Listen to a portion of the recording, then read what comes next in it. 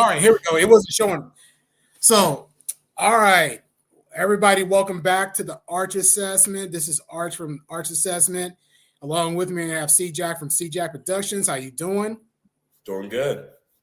All right, like I said before, we're here to finish the second half of the show, which is considered a soft launch of the new DCU, if you will, from James Gunn, Creature Commandos. We're here to talk about the last 3 episodes. Please like, comment, and subscribe below, along with CJack at CJack Productions. Excuse me. We're gonna get the show on the road. So we're just gonna break this down episode by episode, the last 3, and we're gonna start with episode 5, the Iron Pot. So right now, this was kind of somewhat of a Frankenstein-centric episode. So it started off at first like with that fallout between Frankenstein and the bride after he killed the scientist who created the bride. They had a falling out. The mansion got burned down. He got injured, and he got washed ashore and got discovered by a gypsy woman and her dog and got taken in and taken care of. So it kind of like the shows kind of dipped back and forth between the present and the backstories. Mm-hmm. And but not to put that, wash that to the side, no pun intended. But there was also, but there was also something like where they caught Cersei, and she's over back at the prison, and she's in the interrogation room, and she gave Amanda Waller some visions about the princess being hell bent on starting World War III, and yeah, what did you think of that whole thing, CJack? I thought it was cool because you saw the cameo of the Justice League on Pikes. Yes. Yeah. And Amanda, I mean, given the data, not to get ahead, but given the data, I don't blame Amanda for sending the squad. That's all I got. Like, you know. Yeah. It's about the security of the world, bottom line. Yeah. And Flag was too whipped to see what was going on. He's like, no. She would never. You know, but we all know, yeah, but we'll get to that later. And isn't this the episode where Flag got accosted by Frankenstein because he thought he was messing with the bride and they had their falling out?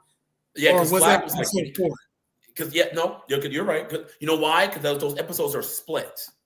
He's like, you know what? Yeah, he's like, you know what? I'm out. Send somebody else. Okay, fine. Bride, you just been promoted. Send your squad to go down to Afghanistan. What was it called? Bolivia? It starts with a P. Pakalistan. Apocalypto. Yeah, YouTube commenters, just let us know. I know I'm butchering names. Starts with a P. Starts with a P. Yeah. Poco Liston. I know if I'm. Poco, yes. Poco, you're closer than I am. Poco something. Yeah. So I know I'm butchering the name, but long story short, you know, Frankenstein and Flag squashed the beef. Rick Flag. So they squash their beef, you know, and they come to a truce, and they want to help each other's interests out. So Flag needs Frankenstein to help him stop the assassination attempt on the princess, whereas Flag said he'll get him to meet with the bride. You know, so Frankenstein is such a this is disgusting. But anyway, that's neither here nor there. So the episode starts off with there's this professor named Professor McPherson who's somehow involved with the plot of the princess. So they go over to this college, Frankenstein and Flag, and they're staking it out. They're peeping through the window, and the professor's acting real unprofessional, and she's like harassing one of the students, just violating her space. You know, real Flag. Because first of all, it was, how can I word this? It was Flag didn't have anything, but he was like, dude, there's something off about this. Let's go to the college, like you said, investigate. So he and Frankenstein was like, "Oh dear, where's my contact lens?" Because they got spotted. They saw the students looking at him, and they were trying to play it off because they were looking real sus. And then, and so Flag is trying to contact the Princess Royal Guard. Like, hey, I need to talk to Prince right now. They're trying to kill her. Yada yada yada yada. And Task Force, you know, they call it Task Force M. And they're just there going about their business. And that whole setup was interesting too, man, because they're there riding with Alexei. You know, we kind of grown to like Alexei. And Alexei doesn't know what's going on right away, but then somehow he gets word, hey, they're here to kill the princess. And he's stalling, trying to avoid it much better. And you could tell Dr. Foster. This is a shortcut. And the detour, the castle's getting smaller and smaller. Yeah, and then Phosphorus and I think Dr. Phosphorus and the Bride are looking at each other like, what's going on here? Right. This is something's up. And then finally, the cat's out the bag. Alexis pulls his gun out on the Bride, like, hey, the jig is up. We know what's up. You know what I'm saying? And then that's when Phosphorus comes up from behind and just kills the dude, burns punches half his face off. Yeah, I liked him too, but yeah, that's what he said. Yeah. So Dr. Phosphorus is a problem, man. That's not a guy you want behind, like standing behind you. No. All it takes is one hit and you're done. Well, back to episode 1. You heard what Amanda Waller said, like, wait, he's made out of radiation, pure radiation? Don't worry. If you don't go to bed if you don't sleep next to him at night, you don't have to worry about your sperm count. I was like, what? Yeah. I was like, yeah, they said that a little too casually. You know what I'm saying? But yeah, man. So like they having a fight and the Task Force M is duking it out with the Royal Guard. They're getting it in. Phosphorus, man, that dude is a problem, man. Like again, so he takes off his clothes, goes through the tank, gives out the middle fingers, and then gives out. That's what got me. I was like, this is truly some James Gunn stuff right here. He pulls out the middle fingers like through the guys' heads as he's going through the tank. I was like, man, this is too much. This dude is hot enough to melt titanium like butter. But anyway. Yeah. So that was wild. And then, of course, the Bride, it took me a while to realize the Bride is actually the main protagonist. I mean, it's clear in that background picture. Like I used to, because in my head, I'm thinking Rick Flag is the main protagonist, but he's kind of not really. So it's he was out of action for 3 episodes, and but prior to that, yeah, I mean, granted, he was the princess's target, but yes, you would think so. It's weird, but it works though.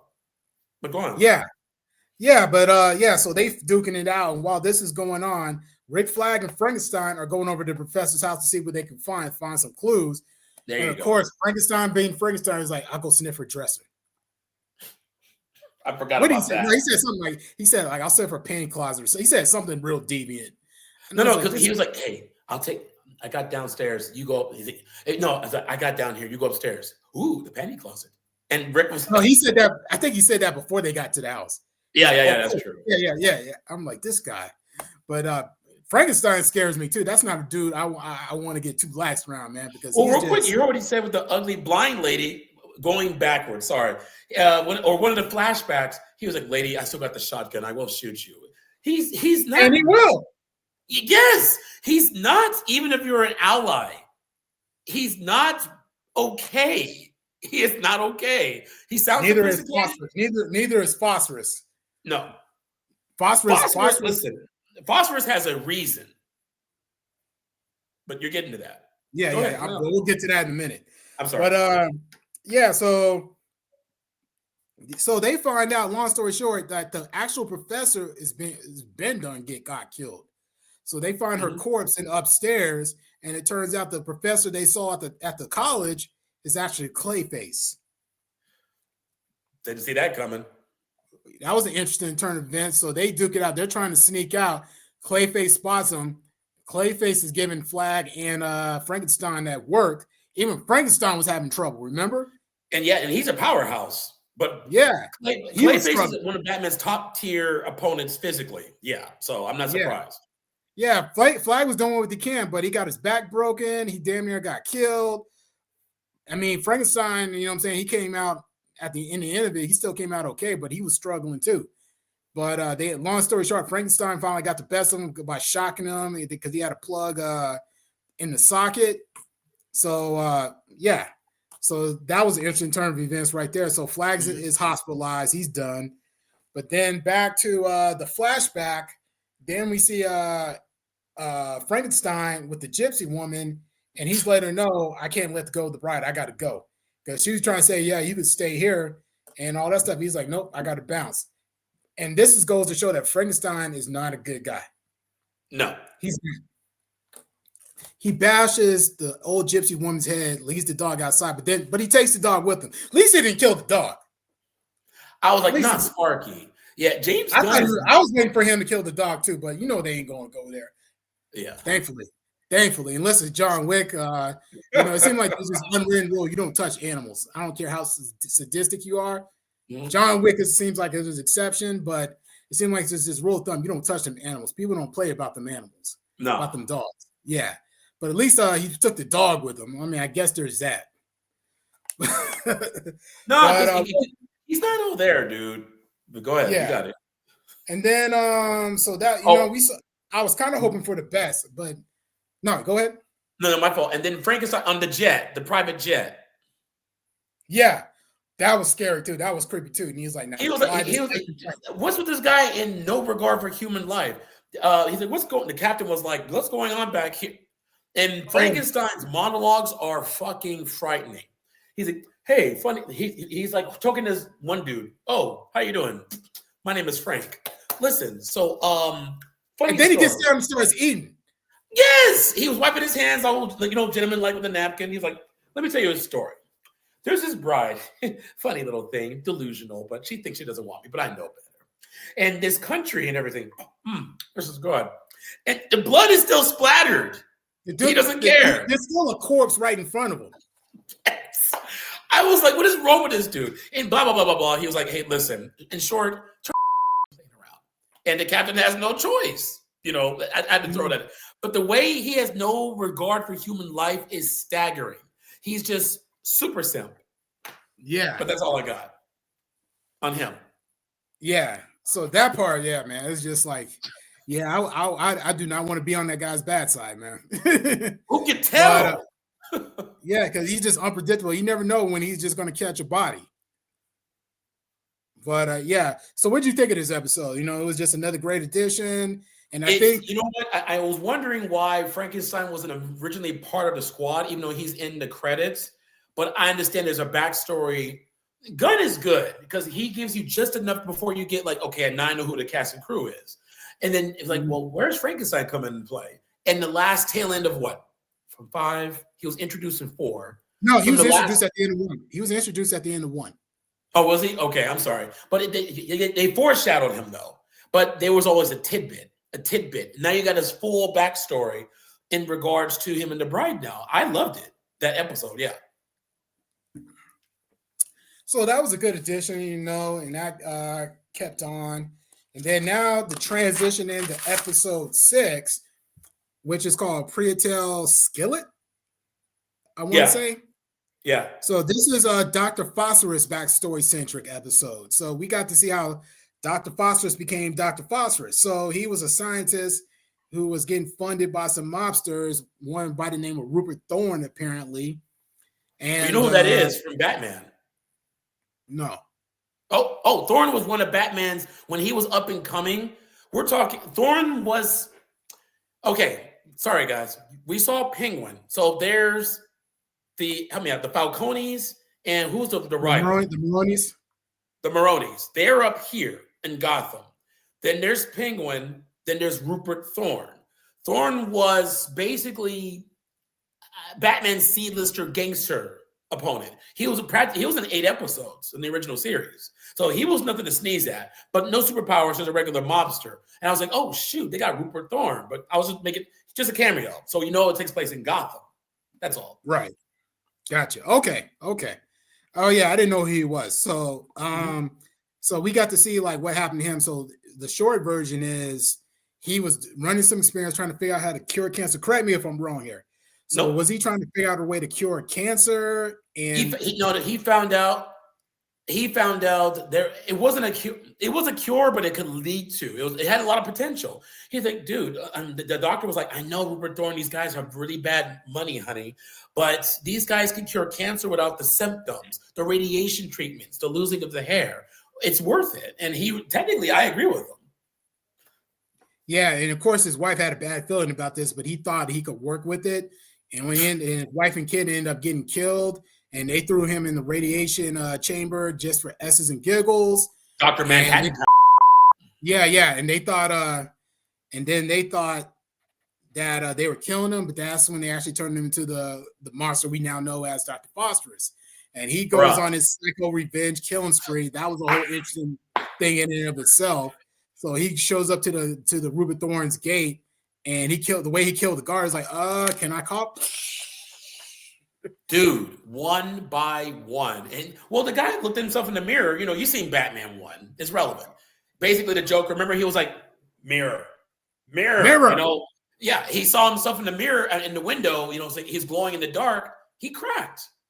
Phosphorus officially cracked, and he was like, "Okay, so I'm the new mob boss here. So anybody else got a problem?" He went on a revenge killing spree, took out all those guys, and then took over his stuff.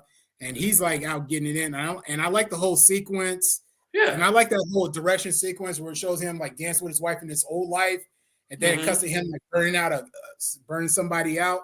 James Gunn is real good about that. I noticed that. You know what I'm saying? So, and then it shows him like he's living his best life, well, as best as he possibly can, and he's up in the club, and then that's when we see this version of Batman from up top, and I guess that's how he ends up getting sent to prison. Which makes sense. He probably just gets beaten because he made too much. When you're in Gotham like that, you can't make that much noise. Like, okay, getting his attention.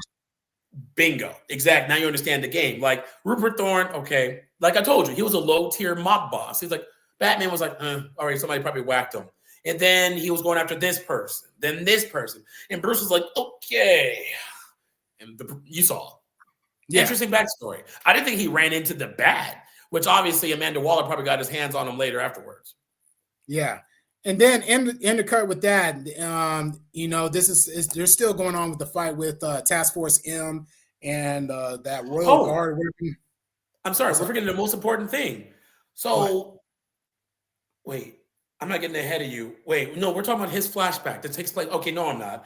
Remember he got into those people's houses? Or are you getting there? Yeah. I'm sorry. So, yeah. I was going to get to that, but I was going to say, like, Task Force M, they're divided up from the fight with the Royal Guard throughout the city. They got separated, yeah. They got separated. So even though Dr. Phosphorus was putting in work, the Bride, they're putting in work, they're making sure work out of them, they're still in hiding because they didn't kill all of them. So there was a point where Dr. Phosphorus, Phosphorus was hiding out in the dumpster, and then somehow he ended up somebody's house, a family's house. Yeah, so I put it like this. It's a good thing I was, in my mind, you know how the police have those helicopters that can thermal heat? The guy's giving off radiation. I'm like, why aren't these people figuring out he's inside of a dumpster or these alleys? And it's like, it just hit me. This entire kingdom took place back in the 90s. A lot of that technology wasn't around yet. James Gunn is good. So, yeah, the dumpster thing you were talking about, they were like doing martial law. They were checking the alleys and stuff. Then Phosphorus was like, oh, okay, good. And that dumpster, is strong enough to hold radiation. So he's walking in, blah, blah, blah. He saw the helicopter. Then he turned around. It was by random choice. He melted the door handle. Cool trick, by the way. He just walked right in, and he saw on the wall this little boy or girl. This little girl. Yeah, and that's when the flashback started. But yeah. So that was a whole interesting thing. And then the Bride and Nina end up in a brothel. You go ahead. That whole thing was so funny too. And then they're hiding out. They're trying to hide too because they're like, even though they got skills and they put in work, they're still on the run too. It's not like they're like looking to take all of them all head on. They're still outnumbered. So agreed. The other thing is what was so funny to me, like a standout number. This is just a testament to the naivety of Nina. She's asking the girls in the brothel, "Do you have categories?" The scene was so you can cut it with a laser, right? And it was typical martial law stuff. They were like, "I thought I saw somebody in there," and the guards just saw the door. Yeah. And they walked in, and you saw all these fine, gorgeous chicks. Like, oh, how about you come on in and have a good time? Blah blah blah. You guys are so tense. Come on, soldier, move it. And so they were like, Warren was tempted. He's like, Yeah, he was like, well, he's like, come on. And then the Bride, those two have an interesting dynamic because the Bride was like, you must be in charge here. Hide us, or I'll blow your head off. And Nina was like, must you always go to violence? Must you be such an egg-sucking lunatic? Like, you know what I'm saying? Like, they're night and day. There's no in between with them. So the Bride has a gun to her head saying everything's cool, be cool. So after they left, the categories thing. Yeah. Not to get all spiritual and new agey on you though. If I had to guess the astrological signs of the Bride and Nina, I would say the Bride is an Aries. I would say Nina is a Pisces. Oh, the fish thing gave it away? Yeah. Yeah. Because the Bride is very blunt, to the point. Mm-hmm. Pisces just and Nina, not Pisces, Freudian slip. Nina just has this. Yeah. Oh, y'all just get along. Anyway, you can't be mad at her, dude. She's like she wants to give everybody a hug. Yeah. Yeah. Yeah. And we'll get to her in a minute though. But so anyway, two clients end up coming in later, and they're like real arrogant, real abusive, slapping the girls on their butt. Metahumans. Yeah, and you know they're gonna be a problem, and they end up beating up one of the girls, giving her a black eye, and then that's when Nina comes in first, and she hits him with something, I forget. She hits him with something, a pole, a stick, or something. Yeah. It was something, and then the bride comes in, and then he hits the bride first, knocks the bride through the wall. It doesn't phase her though. She just comes back and like, oh, okay, that's how we're gonna do this. She's like, that's how you want to roll, and she barely popped out of the ground. Right, I got you. And then the other guy, the other's metahuman, he comes in like, what did you do now? I guess we're gonna go. Right. The bride already blew half his head off. I'm like, the bride. I could support that because they were about to leave. They were like, come on, we can't just. And I love the dynamic. No, I'm getting ahead of myself. They were about to leave. They were like, the bride has seen this too many times. Because remember, the bride been around a long time. At least a century and a half. Yeah, some of that Logan lifetime. And she was like, oh, come on, we can't leave yet. And so Nina went upstairs and found the right room, like you said. And then after they cleared that mess, this is the dynamic I'm talking about. She was like, and she's so cute. Nina was like, well, she's like, well, what? What was that about? What are you talking about? Well, I thought you were going to be so cutthroat and just leave. You went back there and helped those girls. You're a bitch. Aw, you know what I'm saying? They have this cute thing going on. Yeah, so they got like this weird dynamic going on. So the bride ends up making short work out of the other guy, pulls his heart out. The guy, as even for a metahuman, he was no match for the bride. The bride had his number. Lightweight. And that was short work for her. She just pulls his heart out and calls it a day. And made him see it. Yeah. Yeah. I forgot about that. Anyway. And then so towards the end of the episode, the bride and Nina reconnect with the Weasel and Dr. Phosphorus, and like they're trying to resume their mission. And that's the tail end of that episode. Is there anything I'm missing from here? What am I forgetting? The Weasel's little. It's not your fault because they divided it in 2 episodes again, private episodes. Remember, the Weasel was taking off, and those wolves. I was like, please don't let these wolves rip him apart. And he was playing. Oh yeah. It was so minute, it's easy to forget, but I remembered that. But it was only like literally as I said it. He saw one scene, he was in the forest running away, and these big ass power wolves are about to, jump him. And then he throws a bone at him, or throws a branch or something. And it was a branch, just like how the princess was. Yeah. And then that's right. Mm-hmm. And then he was, and the next episode, I'm staying with you, James, but on the next episode, the final, he was sleeping with them. He's like, nope, I need to go back. My friends need me. And he just covered them up and he just went back to the city, the castle. Mm-hmm. And then last but not least, we have the finale, episode 7, a very something monster. A very fancy monster, I believe it's called. It was something fancy. Yeah, fair monster. I don't know. And this was Nina's backstory. Nina wasn't always looked like a fish, but she did have an irregularity. She was born with her lungs outside, and she couldn't breathe.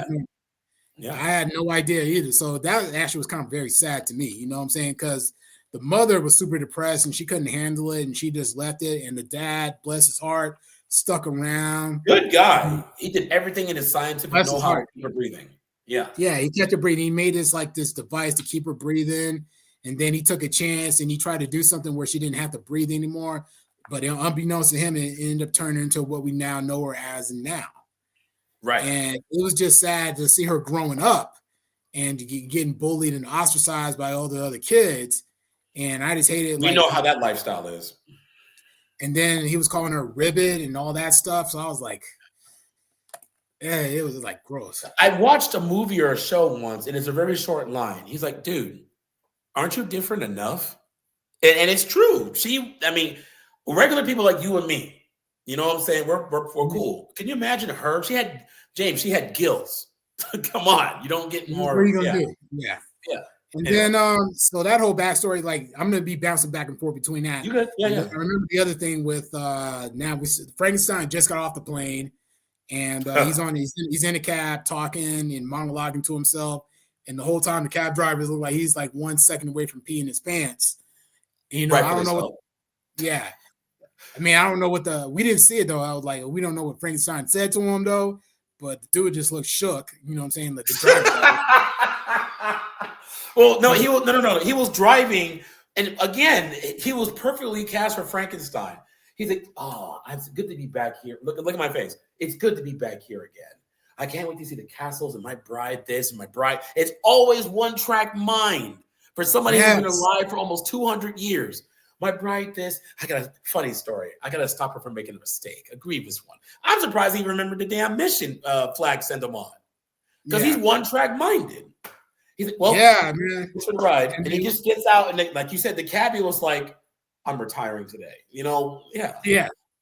And then when he gets to the castle, he sees the bride, and he's like, back to your old tricks. I see. And then delusional. And then he climbs up through the window, and of course, as soon as the second the bride sees him, she shoots him out the window, leaves him for dead, spits on him, and then we'll get back to that in later. So they somehow sneak on the back inside. The princess, being arrogant as she is, still wants to take a swim and all that, doesn't tell. And the guard's like her main guy, the head guard, is like, "Do you think this is a good idea? Knowing that people are trying to kill you?" And she's like, "Well, I got all my people here, and you guys got me, so what's there to worry about?" She was like, "I'm not gonna be afraid of my own home." That last dying hill words there, right? Yeah.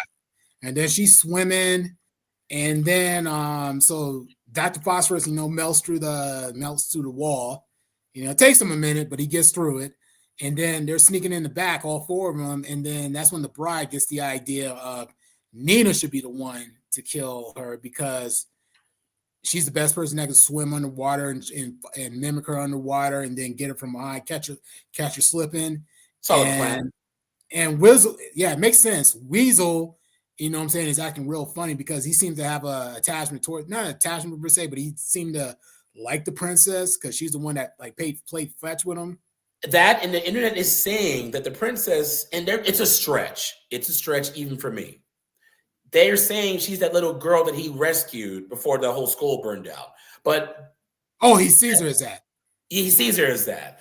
Yeah, exactly. So I'm like, okay, it can't be her, but I can see why he sympathizes. But go ahead. Yeah. So Weasel ends up blowing up the whole thing. You know what I'm saying? Because he warns her and warns the princess, that is, and that's when she sees like Nina coming behind. And there's a struggle, and then the princess ends up getting upper hand and ends up killing Nina. Which I was surprised. Actually, here's the thing. I wasn't surprised. I had a feeling it was going to be Nina, one, because this episode was Nina-centric with her backstory. Number two, I heard somewhere that someone bit Major before I watched the episode dies this episode. So I was like, I know. I was still stuck on Amanda Waller, giving her credit. Like, you put her in water, she's be practically unbeatable. But I'm like, she has to want to do it. Nina's a soft heart. She's not going to want to do it. Yeah, but she was getting ready to go through it, but she got exposed. Weasel blew the whole thing completely. And then, so, and given what we just saw from Nina's backstory, like her being bullied, her father getting killed right in front of her when she was getting detained, so that was pretty sad too. That was tearjerker, yeah. I was like, damn, but anyway, it was everywhere. And then, right as Nina got killed, that's when they got the word that Waller told him to call off the mission. Yeah. And I watched this scene 3 times, if I may. So call off the mission, and then Bride in the back of her skull. Like, well, that's it. I guess we screwed another one up. And then Phosphorus, he was a good counsel. He's like, hey, listen, you were a good field commander. You're only good as the information that you got. We were ordered to kill her. It's not your fault that, but we lost one of ours in the process. So the Bride gun is good because they just got a connection, Nina and the Bride. And she's like, you know what? Screw that. I'm going upstairs to give the princess a piece of my mind. I'm thinking dialogue, like girl to girl. So the princess over here drinking, she was like, can I help you? She's like, a lot of stuff doesn't add up to me. And I was wondering who that was in that monitor. I thought maybe they're foreshadowing for season 2. No, it was actually Clayface in the monitor. And I'm like, and I started putting... Yeah, Phosphorus saw it too. Yeah. He was the one who called it, not her. Right, correct. Yeah. And she was like, and I started putting 2 and 2 together. You don't live long as I do, looking at the books, long as I do without, playing detective very quickly. Clayface is a known shapeshifter. Now, what if a certain teacher influenced our boss, and she put it together, Amanda Waller, to let her go because I studied Themyscira. It was BS. The whole thing was a lie from go, and only to make Cersei look like the bad guy, which technically in Greek mythology she is, but that's another conversation. But this time, Cersei wasn't lying though. Right, not this time. No. She was set up, start to finish, because she had a previous bad record anyway. So of course it was easy for Amanda to follow her. And then she's like, "Oh yeah," and old school. You've seen enough mob movies, James. Come on. And the prince was like, "Oh, look at my eyes. Oh yeah. So what are you gonna do about it?" She's like, "Go ahead, reach for it." And she tried to go for that drawer. Bam! And the bride was like too slow. That was well done. That was well done. Yeah, and it was just funny though. Like at first, at the beginning of the series, I always saw the bride. I didn't see her as the main protagonist, or anti-hero, whatever you want to call her. I didn't consider. Now at the end of this, I realized she was the main character of the show the whole time. That's what I finally realized, though. But salute to you're right. Salute to the actress that voices the bride. I mean, definitely salute to all these actors. You know what I'm saying? So the bride walks off. It's just three of them now. It's just the bride, Weasel, and Dr. Phosphorus. Because they lost Nina, and they just walk off. And you can tell the bride really has some strong feelings about Nina. You saw her shed some tears. And then it was funny as they walked out, they punched that guy out as they were walking. She never had a friend before. That's the sad part. Yeah. After a century and a half. That was the only person she because even the flashbacks, remember that last episode, which is still my favorite. She was like, and remember they got beat up by Cersei originally. They were like, "You okay?" She was like, "Oh yeah. Yeah, you know what I'm saying? You don't build that kind of rapport without a relationship." So So there was that. And then they go back to the prison, Belle Reve, and the bride gets a few new members, including King Shark, a new and improved GI robot, and I think there was like two other people. I can't remember their names right now. Yeah. But so that was good. And then if you stayed around to the very end credits, of course Frankenstein's not dead. He's just still rambling on and on about the bride shooting him as a strong reaction, which means she got feelings for him. So he still don't get it. He was like, funny story with another gypsy lady, mind you. Yeah. He was like, he was like, you know what? My girl loves me. And you see the bullet holes in his chest. Like, you don't get, if there was a picture of a simp in a dictionary, it would be him. He doesn't get it. Frankenstein's scary because he's a murderous, sociopathic simp. And he's calm about it. Calm. That's what makes him scary. And then, so overall, I feel like this season could have used at least one more episodes. I feel like 7 episodes is too short. Why? I understand. I'm used to it now that some of these shows only have 8 to 10 episodes. Back in our day, we had at least 20 for making a full season. But why 7? Yeah. I don't know. I'm not clear on that. But there is going to be a second season, so there is that. So, it's James Gunn. Whatever he touches turns to gold. Yeah. So the overall, as far as this whole series goes, I dug it.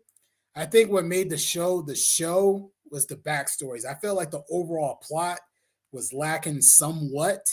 I feel like Cersei, I wanted to know more about Cersei, where this was going as far as Cersei, and all that. Like as a character, or what was her involvement as a character? As a character and all that, I feel like the main plot wasn't fleshed out enough. It was just like, well, she's clearly Wonder Woman's enemy, but like, what was she doing in that country for one? And why was she playing those simp guys, promising to get some nookie and Themyscira for starters too? And there's a lot of questions involved. I still have questions. So the only thing that really made this show a show was the backstories of the main characters. That was the only thing. And you know what? I know nothing. Sorry, but I knew nothing about Creature Commandos, but those backstories helped a lot. Yeah. I would have been totally lost if not for the backstories of the characters. That was the only thing that made it entertaining for me. So I felt like this season could have used one more episode, in my opinion, because I feel like at least one more, because it felt like, okay, that's it. That's all we're getting. But at least we got a season 2, so we got that to look forward to. So overall, what I'm saying, I consider this like a soft launch, if you will, for the DCU. I don't consider the Superman movie coming up in 6 months. The main, I feel like that's the official entry into the DCU. For that one, yeah. And you know what, though? If DC, and I'll just say it out loud, if DC played their cards right, because them up bad, I'm going to say what it is. And they might be able to make a recovery. Yeah. So, yeah, but it all depends, because James Gunn can't do it all himself. He's got to hire the right directors. We got Andy Muschietti, who directed the Flash movie, who's supposed to be directing The Brave and the Bold. And he recently, and I haven't read this article yet, but he has some comments as to why the Flash bombed. I don't know what he said, but hopefully he can do better with Batman, The Brave and the Bold, whatever that is. Word is Josh Brolin is supposed to be looking into the role in the DCU. Everybody's rumoring him. Very true. Yeah, everybody's rumoring him to be Darkseid, but I don't even know if that's true yet. We don't know yet. And then lastly, David Leitch, the guy who directed Deadpool 2, Hobbs and Shaw, Atomic Blonde, he wants to direct the Solo Lobo movie with Jason Momoa. I didn't know that. Now that's new to me. I did not know that. Yeah. So we know Jason Momoa is going to be Lobo, but he's putting his bid in to try to direct that Solo Lobo movie, if you will. I don't know who's supposed to be. He's going to make his first appearance in the Supergirl movie, but I forget who's supposed to be directing that, though. I forget. I got to look that up. I'd pay money for that, honest to God, for him to be Lobo. Yeah, he's going to be Lobo. The question is David Leitch going to direct it? That's the only thing. Well, DC doesn't have that's why I said it right. DC doesn't have enough blank checks like Disney to pay him because he's not a cheap director to hire, I heard. But we'll see. We'll see how this turns out. So I dug the show overall. Overall show, I would give this a somewhere between a B+ or an A-, if you will. I agree. I'll give it definitely an A-. Definitely a B+. But I look forward to seeing what they do with the second season. Hopefully, we'll see a little bit more of these characters. Kind of curious to see what more adventures and missions Task Force M goes on. In the second season, R.I.P. to Nina. That sucks, but it is what are you going to do? They got King Shark as a shark. Hopefully, he doesn't try to eat nobody. So I'm sure we're going to see Frankenstein simping. Hopefully, Flag gets back on his feet. But he has a long road ahead of him. And they kind of left that blank too. We didn't see Waller. I don't think we saw Waller again. Last time we saw Waller, she was talking to Flag in the hospital. Well, they got him Waller. Waller is a trip because, hey, so listen, Amanda was extending thank you for trying to follow orders and fixing our problem. After all, by giving you they gave him an arcade machine and ping pong balls. What kind of reward is that? Yeah. But this was a solid entry in the DCU. So YouTube, like, comment, and subscribe to the Arch Assessment. Follow CJack at CJack Productions. If there's anything we got wrong, if there's anything we messed up on, feel free to add it in the comments, and we will see you guys later. All right, guys. Thanks for having me, Arch. Peace. No problem.